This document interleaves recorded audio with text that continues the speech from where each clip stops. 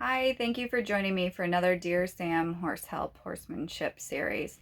One of the things that I want to discuss that's very troublesome for a lot of horse owners is recognizing the difference in the boundary of helping the horse versus challenging the horse. And I know there's always 50 million opinions out there about how and what you should do things, and you always have to find what works for you, what makes sense to you. But something that I want to mention is whatever your approach, and remember, most of the time for most horse people, whatever they start off with, the thoughts, the concepts will evolve if you're looking to delve deeper and deeper into the horsemanship world, in the sense of recognizing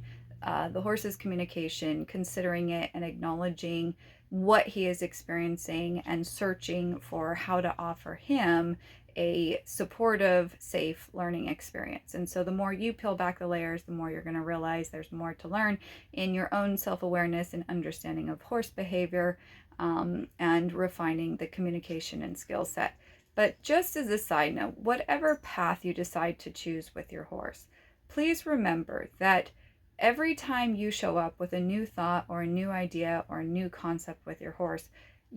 has no idea what you've heard. He has no idea that one day things are going to change. And I think sometimes when people see, especially with social media, certain people showing this is how you do it, this is how you ask something, this is what you do, often things that are provided in like a 1, 2, 3 format, that they don't realize how much is going on that is not being discussed, that is not out of like the illusion and lying to the public, but many people don't have the words to explain in detail what they are doing with horses. And so when they teach, it comes out in a very vague manner. And so often when people are watching what's being done with the horse, they then go home and will try and emulate it with their horse. So something I want you to keep in mind is your horse has no idea that you suddenly were taught something new or learned something new or came up with an idea of trying something new. So before you head out to do this new thing that you may be excited about with your horse, I want you to consider and ask yourself these questions. First, why is it that you want to do whatever it is that you've come up with or that you've watched or that you want to emulate? Second, what are all the pieces in your own communication that are needed for your horse to be clear on what it is that you're asking of him? Third, what are the behaviors in your horse that would reflect that he mentally is unsure or unclear of what you're asking, that he is becoming defensive towards how and what you're asking, and how would you address those so that he could let go of that potential building of fear, defensiveness, tension, avoidance, fleeing, or bigger and dramatic behaviors? And third, how much time are you willing to offer your horse to learn whatever this new thought, idea, approach, scenario is that you're looking to present to him? Because I find those three major questions, if we humans really slowed down and use those as the premise to everything and anything that we did with our horse, there would be far less troubled horses. Because often what happens is we get excited, we get motivated, we want to feel a sense of accomplishment. It looks relatively maybe easy or maybe challenging or whatever it is, it being whatever we're trying to emulate or try or do, but we don't have an empathy for what the horse experiences every time we turn up with something new or a new idea or a new approach or a new way of suddenly doing things, and not realize how much, because it's also new to us, our potential lack of clarity, lack of understanding, lack of sensitivity, lack of timing,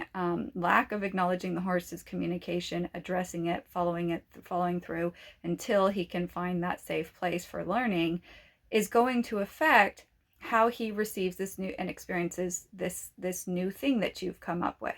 So if you keep continuously showing up with random new thoughts or ideas that you're trying with your horse, you have to recognize that more likely than not, you can potentially be building a defensiveness and an anticipation in your horse for your lack of understanding on your end, and also a lack of ability to help your horse as he's offering feedback on his end. And this is why it is crucial that you take the time to truly study. And again, most people, they don't want to do that. They have a limited amount of time. They want to hurry up and go. They've done all this stuff with their horse before. It'll be fun. All of this old rhetoric that people come up with,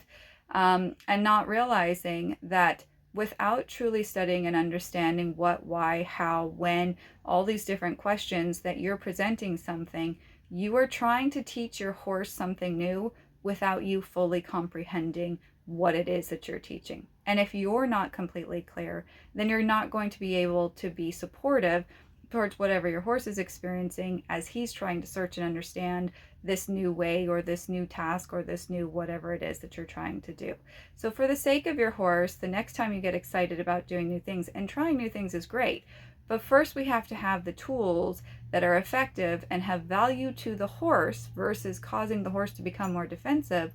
to where as you communicate, as you have the new experience, you can help support the horse through it rather than challenge him to get it right because you have this sense of or desire of wanting to accomplish the goal. Thank you for joining me. I'd love to hear your thoughts. I'll see you next time.